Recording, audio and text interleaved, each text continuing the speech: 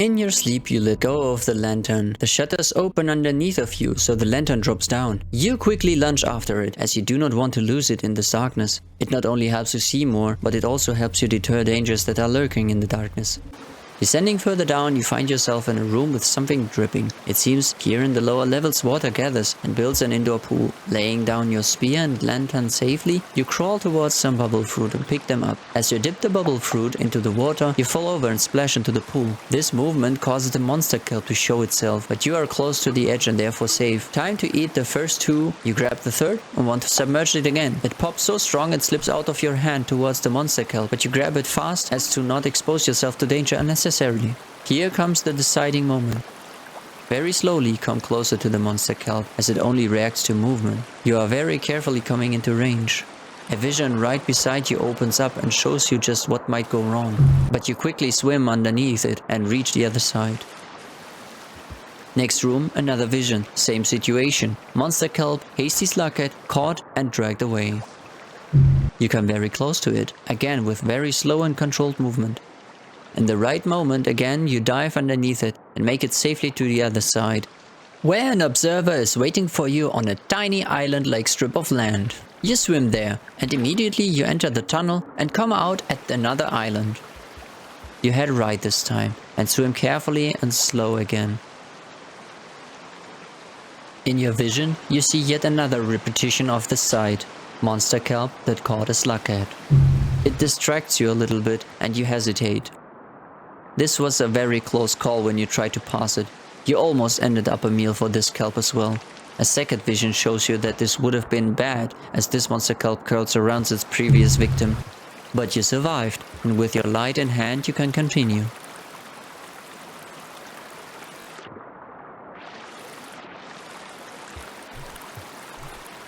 Diving underneath, you find your way up on the boxes and you leap and lunge from one to the other. You notice there is some light starting to appear around here.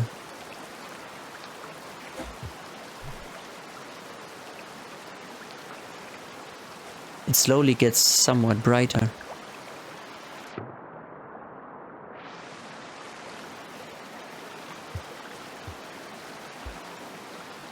Just when you thought another leap might do it, you jump onto the wall, but you cannot hold on to anything and fall down.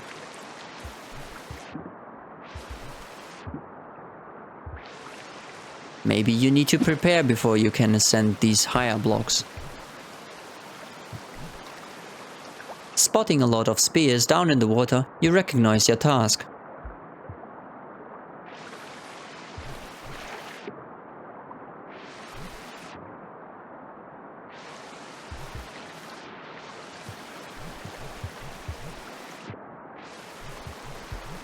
So your technique from the industrial complex and the garbage waste comes in handy, as not to say is actually crucial for progression here.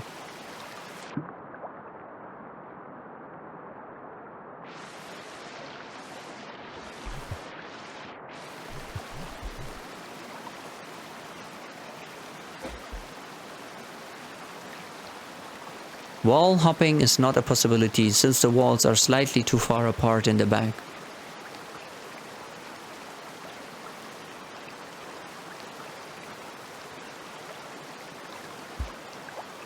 But smacking the spear into the wall, you create a foothold and it helps you climb higher.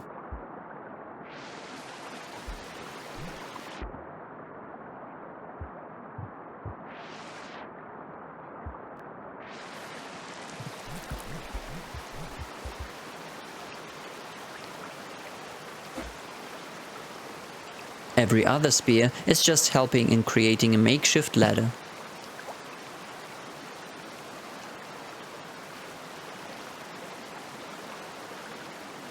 You jump up on them and notice you still do not reach the necessary height to get up the specific end block. You really need to find another spear and get it lodged in even higher to reach up top. So you start searching. You head back and find rather quickly one standing there.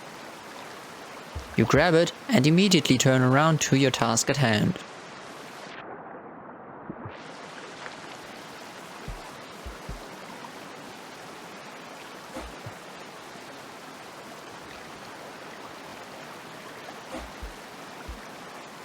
But right at the final moment, you get distracted and throw away your spear in the wrong direction. Better head back and get another one. This costs you time, but you are sure it will be alright, although you had to head back a good amount. A bit diving here and there, a bit climbing up a pole in the search for the spear you threw away. Also, the lantern slipped out of your hand while diving. Better get it back. You really need it for spotting thin objects. Good thing you still have your lantern with you. Otherwise, looking for a spear might have taken you way too much time. Now you only have to return there fast, to not lose any more time. In your hurry, you become clumsy again, miscalculating the height of your leap once more. This agitates you even more, and you fail again. Another jump, and fail. You shake your head and free your mind. Another try like that. And try a normal jump instead, this works better. After succeeding this block, you hastily make your way over. Quick up the pole to get on the block. Carefully position yourself for the lunge. Another successful one. And right, the next one as well. You position yourself carefully on your makeshift ladder, but balancing is difficult like that, and you slip, not falling all the way though. Again, hop, hold on, and up you go. But you mistake your throwing hand, hurl your lantern up, and fail to land properly. This time you make sure to not get it messed up. You hit and fall, but you succeeded, and you can now climb all the way up.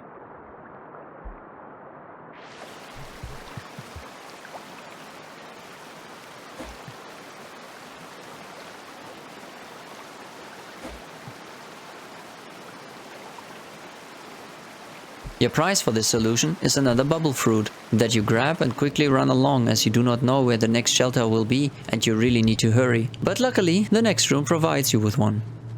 Thinking about the time, you understand that you need to head inside. But also not hungry anymore, so you are prepared enough.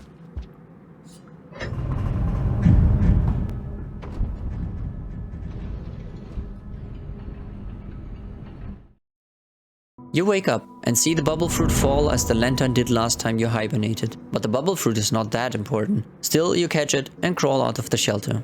Since it is unknown what could await you, you head back and take the last bubble fruit with you.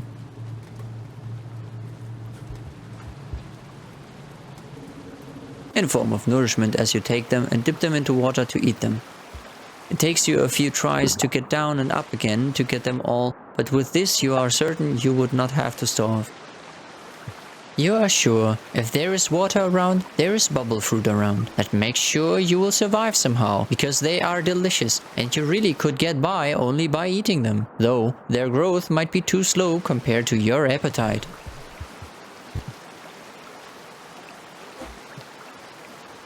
Oh look, another spear.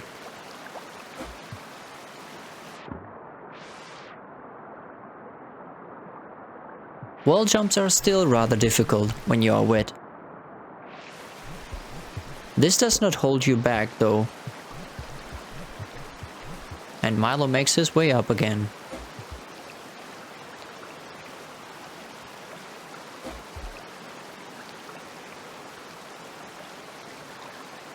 Grabbing the last bubble fruit, you consider your time and how much hunger you have. Is another dip for it worth it?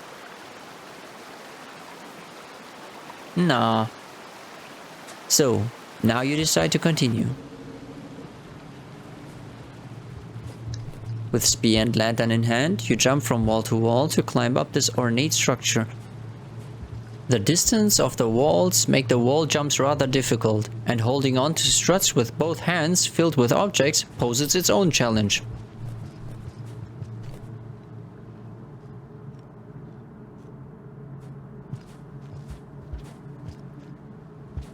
From wall to strut, from strut to brick wall to another strut. As just mentioned, with both hands occupied, it is hard to climb up and jump precisely. Milo needs a few tries to reach higher, even using his ability to wall jump. Time is lost again.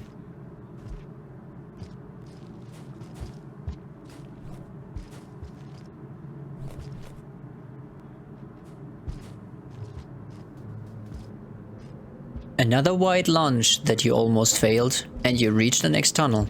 Through you go, and after a few steps it feels like you are outside again. But another vision opens up and you see some strange mechanical birds tearing into a slughead. This is horrifying how quickly they tore it apart. You have to watch out, or better rely on your keen hearing, as the mechanical parts seem to be very loudly announcing their arrival. Even though you are outside, it is a bit brighter than in the Citadel itself. It is still difficult to see around here. Lightning flashes in the distance help you see momentarily more. Some fireflies are hovering in the air and distract you for a short moment, but it does not slow you down. Another vision shows another quick death by those birds. What did this luckhead want up there?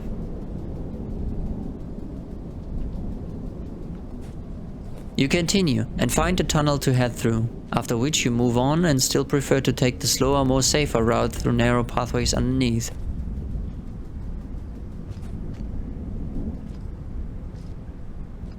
While climbing through those tight pathways, you wonder what those cage-like boxes are for, or where it is you are right now anyway.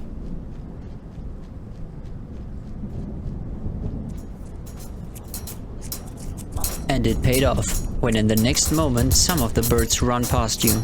Would you have been up top? Then you would have died. They continue running into one direction. This is your chance to make progress, but they could turn around any time. No problem though, there is the next safe path.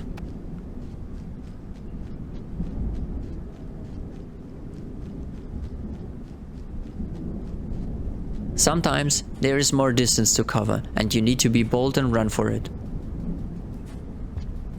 One of the birds is standing there, waiting for a wrong move to then strike. But you are prepared and quick to hide, after which you continue running. It came back, but you are in a good position again. This next part will be a dangerous run. You see no near corners or places to hide. As you have done with the monster kill before, you brace yourself and run.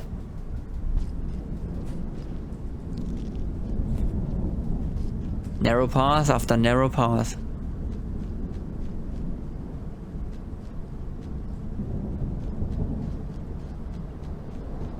Sometimes, still a quick run on the surface to make way. While running, you notice those glowing lights at the end of some static tendrils. And you remember to always stay in safe range of a place to hide in.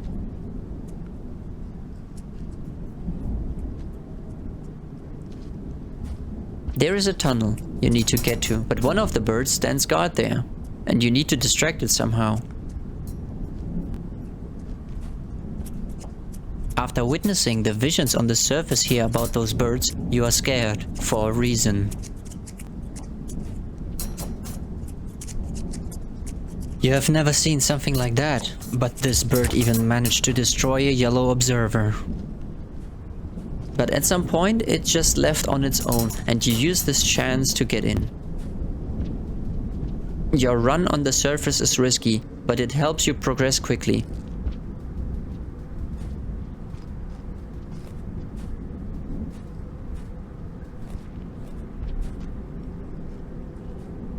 Here you are even bold enough to run all the way up top. You really want to save some time in your progression. Just in time you reach a good spot where the birds cannot reach you.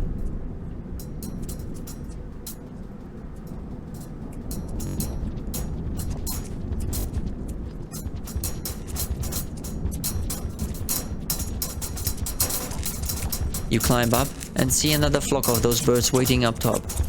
You remain patient.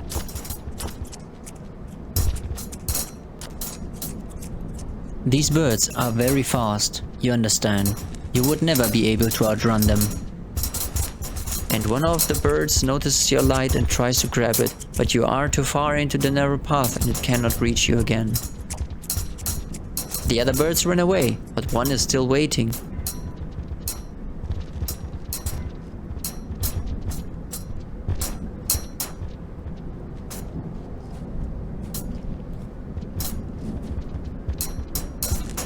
And it gets distracted, and you use this chance to get to the tunnel, although it almost had you.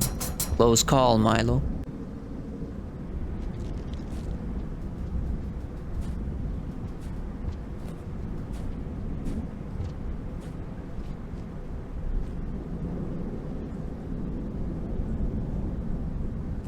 Continuing, you reach a space with narrow paths and big structures again, and you need to wall jump to get higher.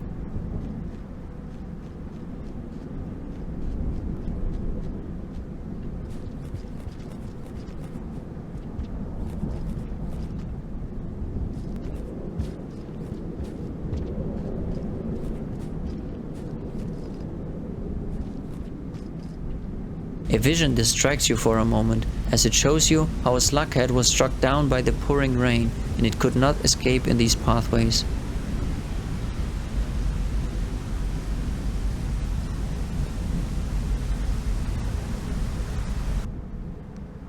But nonetheless, you climb up,